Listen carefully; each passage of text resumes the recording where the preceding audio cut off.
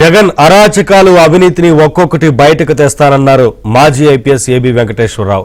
కోనసీమ జిల్లా ముమ్మిడివరంలోని టానేలంక గ్రామంలో కోడికత్తి సీను కుటుంబాన్ని ఏబీ వెంకటేశ్వరరావుతో పాటు కోడికత్తి సీను కేసు లాయర్ సలీం కలిసి పరామర్శించారు.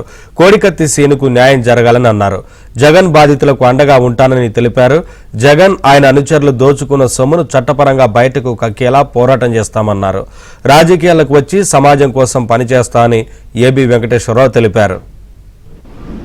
నా జీవితంలో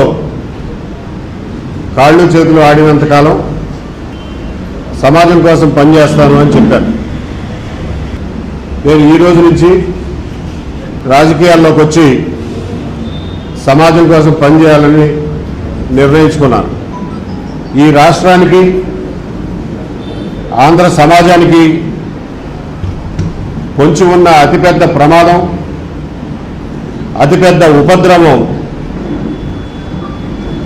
వైఎస్ జగన్మోహన్ రెడ్డి గారు.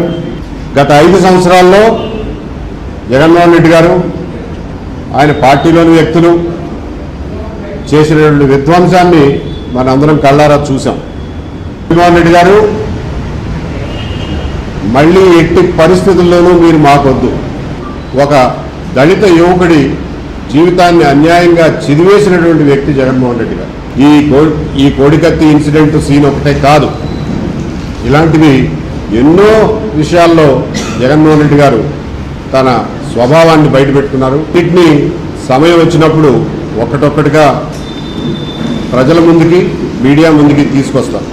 దోపిడీ చేసి సాక్షి ఛానల్, భారతీయ సిమెంట్స్ ఇవన్నీ పెట్టడం జరిగింది. 25 కోట్ల అక్రమ డబ్బుతో కొన్నటువంటి సెకండ్ హ్యాండ్లో కొన్న సండూర్ పవర్ ప్రాజెక్టుతో మొదలైన